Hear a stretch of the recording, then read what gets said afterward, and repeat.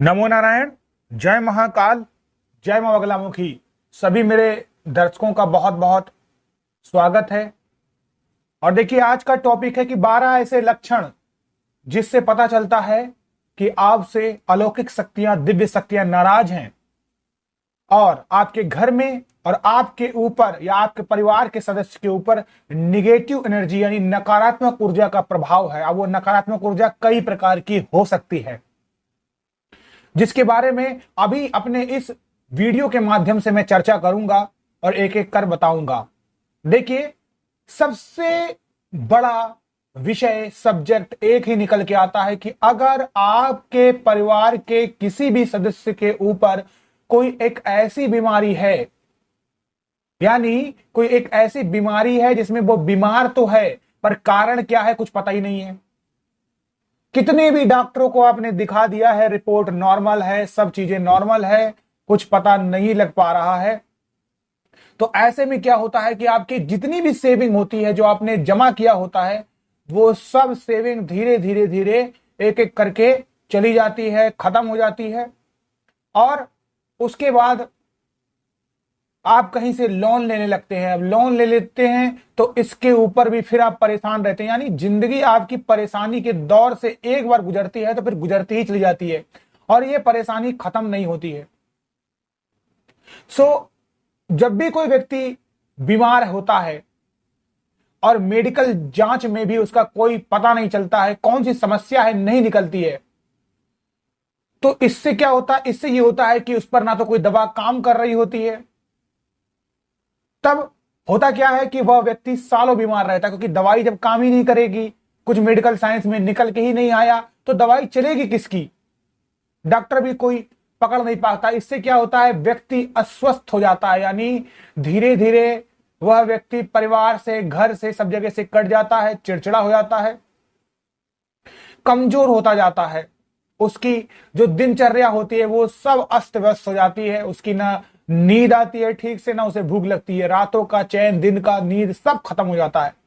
उसे एक एक करके बुरे ख्याल आते हैं, बुरे सपने आते हैं कि कोई मेरा है ही नहीं, मैं ही अकेला हूं और अब मैं जाने वाला हूं। उसे पहले से ऐसा लगने लगता है कि अब मैं बचूंगा नहीं।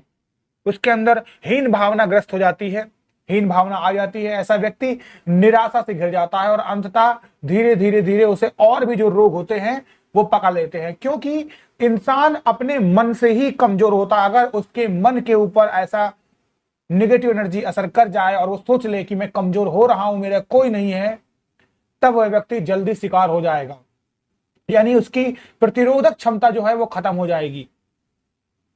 ऐसी कई स्थितियां होती हैं जिसका समाधान विज्ञान के पास भी नहीं होता है, क्योंकि भौतिक प्रमाणों पर आधुनिक विज्ञान आधारित होता है और यहां भौतिक प्रमाण मिलते ही नहीं है।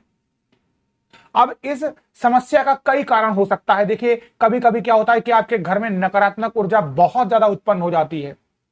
कभी कभी नकारात्मक ऊर्जा ग्रह दोष से भी उत्पन्न हो सकती है। तो ऐसे में अपनी कुंडली को दिखवा लेना चाहिए और कुंडली से अगर कोई भी आपको समाधान मिल रहा है तो उसे कर लेना चाहिए। कोई दोष लगा उसे समाप्ति कर लेना चाहिए। कभी कभी पितरों के कारण भी यह समस्या उत्पन्न होती है। और एक सबसे इस वीडियो के माध्यम से मैं आपको बताना चाह रहा हूं, जो बहुत ही इंपॉर्टेंट है और बहुत से लोग करते भी हैं। देखिए, आजकल क्या चल गया है कि किसी भी एक शक्ति का आपने जाप किया, उससे फायदा नहीं हुआ, फिर आपने दूसरे का जाप किया, फिर तीसरे के पास गए, फिर चौथे के पास गए। इस तरीके से ना तो आप भगवान के ही हुए ना अपने ही हुए। फिर उसके बाद क्या करते हैं? फिर आप कई कई जगहों में, ऐसी ऐसी जगहों में जाते हैं जहां आपको तांत्रिक भभूत वगैरह देता है। अब एक तांत्रिक के बाद गए, उसने आपको भभूत दिया, दूसरे के पास गए, उसने आपको भभूत दिया। आप क्या चाहते हैं कि मुझे सिद्धि मिले, चौकिया मैं लगा लूं, मेरे ऊपर सवारी आ जाए, माता का आशीर्वाद मिल जाए, भगवान का आशीर्वाद मिल जाए, सिद्धियां मिल जाए। ऐसे में क्या होता है कि आप बहुत बड़ी गलती अनजाने में करते चले जाते हैं और यही आपके आगे पतन का कारण बनती है। जैसे आपको अंदाजा भी नहीं कि जिसके पास आप गए हैं वो कौन सी शक्ति पूज रहा है। आप घर में अच्छी शक्ति पूजते हैं, पॉसिबिलिटी है कि आपको मोक्ष मिल जाए, लेकिन वो कौन सी शक्ति पूज रहा है तो वो आपसे उच्च का कैसे हुआ? हो सकता है वो प्रेत पूज रहा और आपने वहां भस्म खाई या उसके द्वारा दिया हुआ कोई अन्न खाया, अब आपके अंदर वो प्रेत विद्यमान हो गया। ऐसा हो सकता हो कि एक जगह गए माता की चौकी लगती हो, 2 जगह माता की चौकी लगती हो, 3 जगह लगती हो, लेकिन हो सकता हो चौथी जगह ना लगती हो। चौथी जगह वह इंसान, वो तांत्रिक किसी और शक्ति को पूछ के बैठा हो, जो वास्तविकता में दिखा रहा है कि मेरे पास कोई और शक्तियां हैं। तो ऐसे बहुत से लोग आपको अच्छे भी मिलेंगे, बुरे भी मिलेंगे। तो इससे क्या होता है कि आप खुद भी अपने घर में उस नकारात्मक शक्ति को ले आते हैं।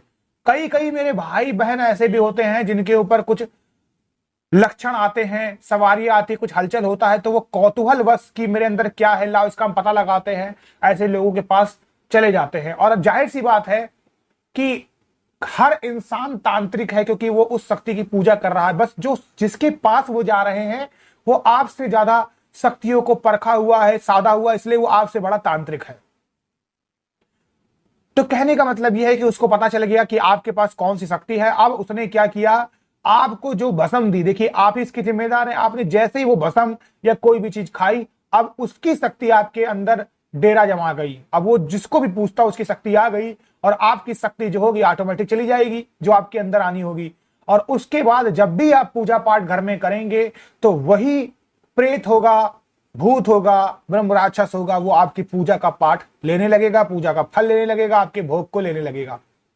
सब आपके घर में ये नकारात्मक ऊर्जा आ जाएगी। तो इसके जिम्मेदार भी हम लोग होते हैं। देखिए, कोई भी इंसान पूजा पाठ करता होता है, कोई भी इंसान, तब उसके पूजा पाठ का असर उस पे ही नहीं अपितु उसके पूरे परिवार पे और उस पूरे 5 किलोमीटर के एरिया में भी पड़ता है। कोई भी प्राकृतिक आपदा उस जगह पर नहीं आ पाती है।